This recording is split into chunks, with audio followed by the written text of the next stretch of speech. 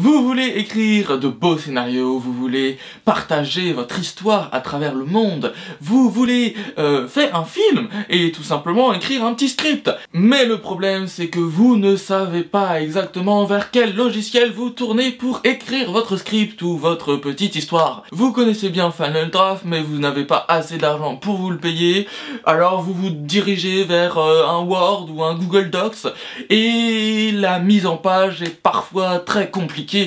Pour un script ou un scénario, il faut respecter au cinéma des normes bien précises et vous ne savez pas trop comment le faire sur un Google Docs, donc voilà, c'est bien problématique. Mais heureusement, il y a une application miraculeuse que je vais vous présenter aujourd'hui et qui va faire des miracles pour votre scénario. Et bien maintenant que j'ai dit toute cette introduction avec cette voix très bizarre, eh bien je crois que je peux retrouver ma voix normale, hein. Parce que voilà, c'est beaucoup mieux avec ma voix normale. Donc voilà, comme vous l'avez vu en introduction, on va parler de scénariste. Avant de passer sur mon ordinateur pour vous montrer vraiment l'application et enfin, je dis application. Oui, enfin c'est un logiciel quoi. Hein. Oui, c'est pas une application pour téléphone, hein. Donc qu'on se comprenne bien. C'est un logiciel. Hein. Pour ordinateur. Tout d'abord, on va faire une petite présentation de kit scénariste. Je vais pas vous raconter l'histoire, hein, mais je vais vous dire un petit peu, vous présenter dans les grandes lignes ce que c'est et à quoi ça sert. C'est parti pour la présentation de kit scénariste. Donc alors, kit scénariste, c'est quoi? C'est donc un logiciel, non pas une application, un logiciel qui permet d'écrire des scénarios. Oui, ça peut être pour du théâtre, je pense. On peut l'utiliser aussi pour du théâtre, puisque c'est à peu près la même chose. Pour le cinéma, bien sûr. Mais est-ce que pour écrire un livre? Non. Non, clairement pas. Je pense pas. Parce que, en fait, ce logiciel, à la manière un petit peu de Final Draft, il va mettre en page notre texte. Voilà, les personnages, par exemple, seront au milieu de la page. Ils seront en majuscules. Ensuite, on va aller au dialogue. Ce sera un petit peu plus espacé que les...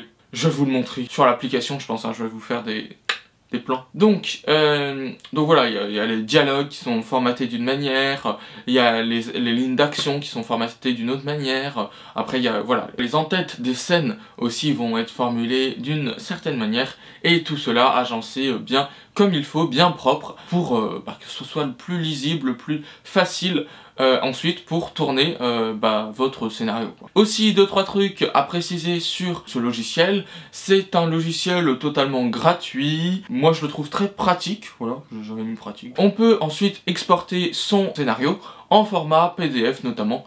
Enfin, je sais pas si on peut exporter en d'autres formats, mais je pense. Mais enfin, en tout cas, en format PDF, c'est très bien. Et comme ça, après, on peut l'envoyer à ses acteurs. Voilà. Et maintenant, on passe sur mon ordinateur pour voir un petit peu comment on fait. Comment qu'on fait. Donc, on se retrouve sur mon ordinateur, là. Voilà, on se retrouve sur une page relativement simple. Hein. Vous voyez, il y a des petits onglets là. Je sais pas si on voit ma souris, d'ailleurs. Quand j'enregistre. J'espère qu'on verra ma souris.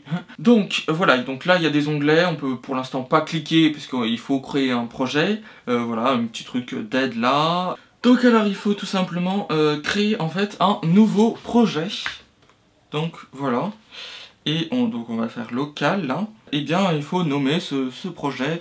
Donc on va par exemple l'appeler scénario... Exemple, on peut cocher des options avancées si on veut choisir l'emplacement du fichier. Voilà, bon, voilà. On va faire tout simple, on va faire ça. Créer, voilà. Et là, donc, on va tomber sur cette page de recherche avec scénario, avec personnages, décors, documents. Enfin, il y a plein de choses dedans. Donc, on va tout d'abord donner un nom à ce scénario. Voilà, exemple. On va mettre exemple comme scénario, ça va être un exemple. Alors en tête, oui, non, ça je le mets pas. C'est si on veut marquer en haut de chaque page quelque chose, et si on veut marquer en haut de chaque page, en bas de chaque page, pardon, quelque chose. On peut marquer par exemple la date à laquelle on l'écrit. Enfin, voilà, après on met ce qu'on veut. Hein. Ça c'est des préfixes pour les numéros de chaque scène. Ça peut être utile ou pas. Je crois que je l'ai déjà utilisé une fois, mais c'est parce que je faisais une série, j'écrivais une série, et donc à chaque fois, j'avais besoin de ce numéro d'épisode avant. Enfin, j'avais envie d'avoir ce numéro d'épisode avant pour savoir où j'en étais dans les séries, quoi. Enfin, où j'en étais, dans quel épisode j'étais, quoi. Et on peut commencer la numérotation des scènes à partir d'un autre nombre. Ensuite, donc, on va pouvoir mettre une page de titre en expliquant un peu plus ce qu'on va faire. Donc, par exemple, donc là, il y a le nom du scénario, donc déjà, hein, nous ça va être exemple. Le genre, on peut dire que ça va être, je sais pas, du fantastique. L'auteur, bah, on peut dire que c'est moi, donc Paul Arménil. Supplémentaire, si on a besoin d'autres trucs, par exemple un co-auteur, enfin je sais pas. D'ailleurs on peut mettre plusieurs auteurs dans auteur, mais supplémentaire si on a besoin de préciser des trucs, je sais pas. Dans supplémentaire par exemple, on peut mettre si ça a été adapté d'un livre par exemple, je me dis ça peut être bien.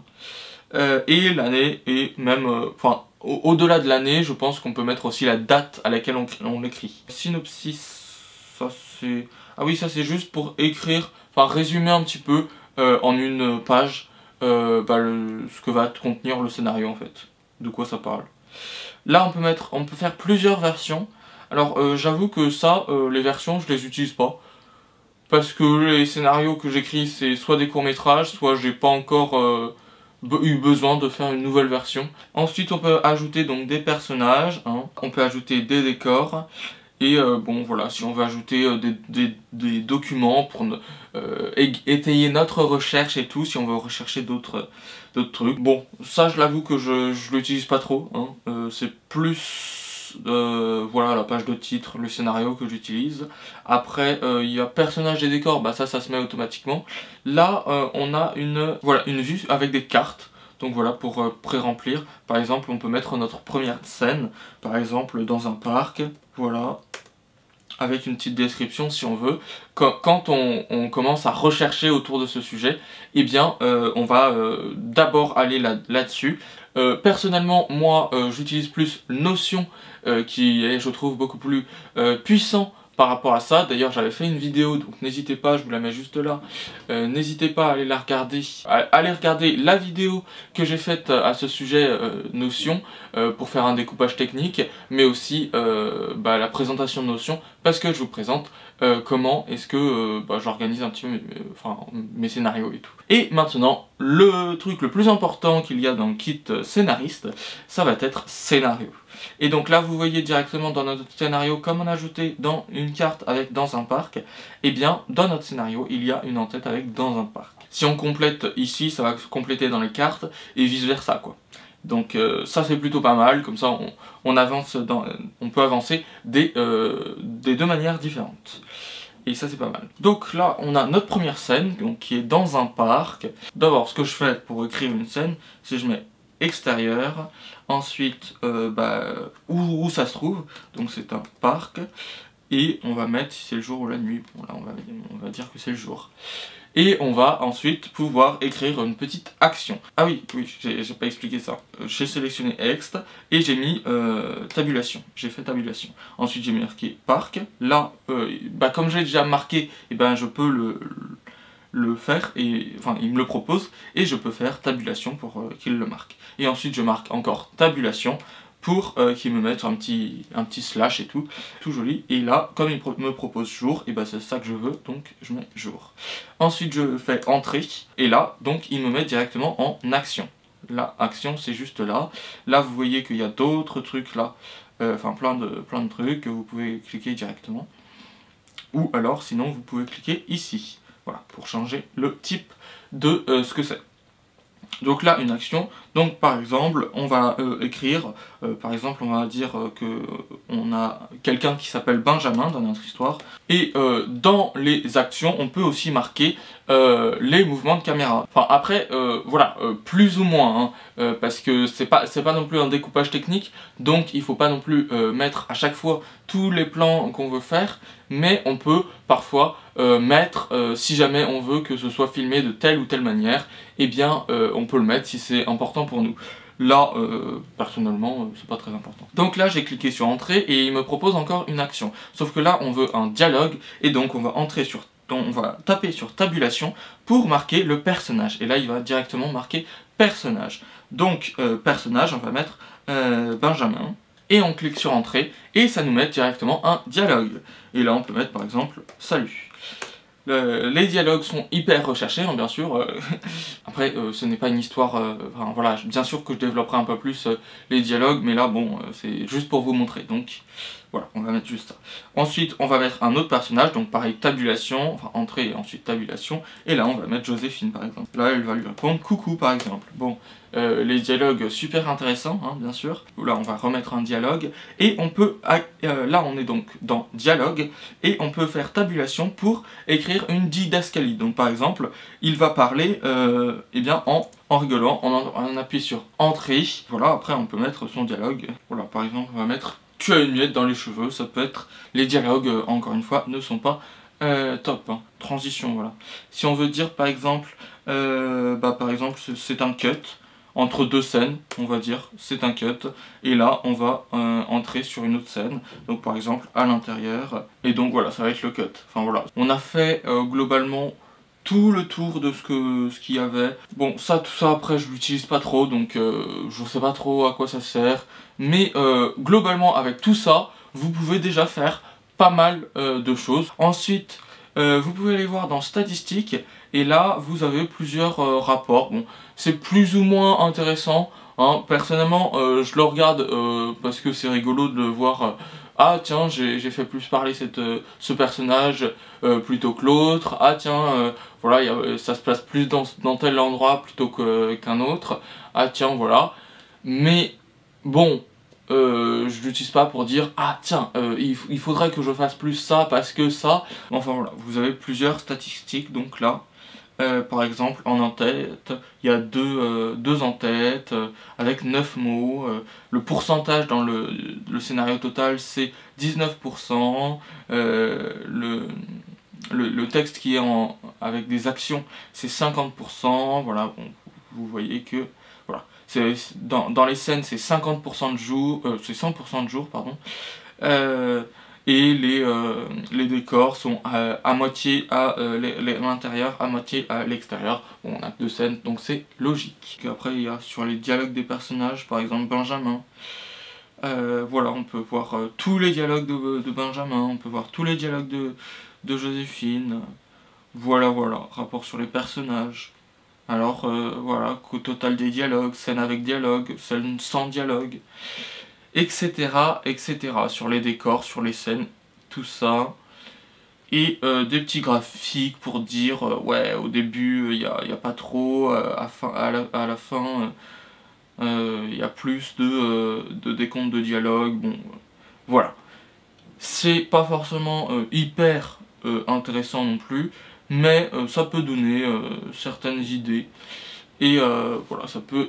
pour analyser un petit peu tout ça, ça peut être cool. Dans outils, on peut aller comparer les versions du script. Voilà, bon là j'ai qu'une version, donc on peut pas vraiment comparer. Et puis ensuite on peut voilà, restaurer à partir d'une sauvegarde. Bon, voilà. Et ensuite il y a d'autres paramètres. Ah oui, je vous ai pas montré un truc, c'est que on a un petit chronomètre juste là.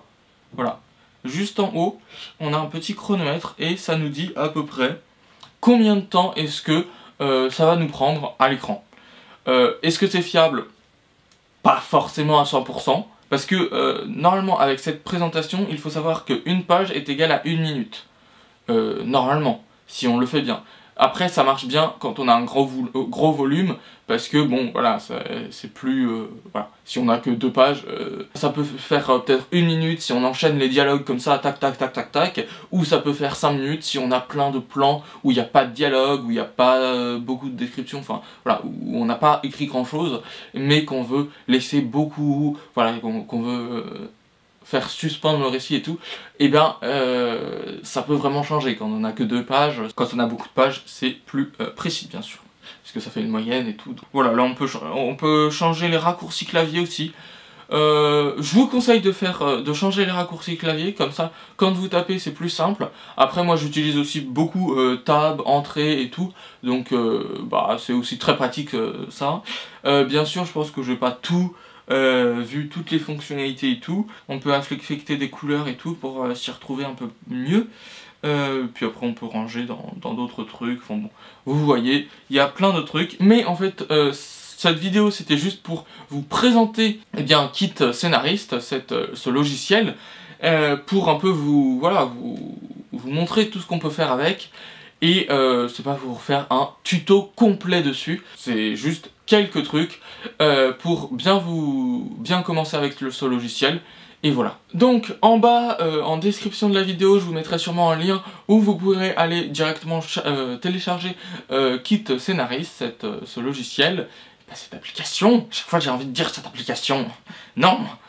Donc voilà, vous pourrez aller télécharger ça. Donc bien sûr que ce n'est pas un tutoriel complet sur tous les petites astuces secrètes ou quoi que ce soit. Voilà, je voulais juste vous présenter ce logiciel qui est gratuit encore une fois, et donc c'est plutôt pas mal. Bon, j'avais essayé pendant 30 jours Final Draft, et je trouve qu'au final, c'est quasiment aussi bien que Final Draft.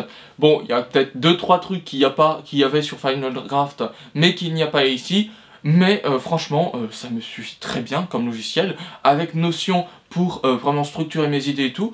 C'est parfait, c'est comme ça que j'écris des scénarios, et je trouve que c'est hyper bien. Kit Scénarist, c'est un logiciel à avoir si vous voulez écrire des scénarios et vous lancer dans l'audiovisuel et le cinéma. Donc voilà, j'espère que cette vidéo vous aura plu, et nous on se retrouve donc demain 18 h pour une nouvelle vidéo. Ce sera une publicité, voilà, une fausse publicité. Donc demain 18 h, ne ratez pas ce rendez-vous, et puis bah maintenant c'est l'heure de mettre un gros pouce bleu parce que ça me fait très plaisir, et si vous aimez le 7e art et l'audiovisuel en général, n'hésitez pas à vous abonner, c'est juste là, bah voilà, parce que cette chaîne parle de tout cela. Et si vous voulez aller regarder d'autres vidéos, n'hésitez pas à aller regarder les vidéos suggérées, ou eh bien ma dernière vidéo tout simplement. Je vous dis donc à demain 18 h, et moi je vous dis à plus pour de nouvelles vidéos.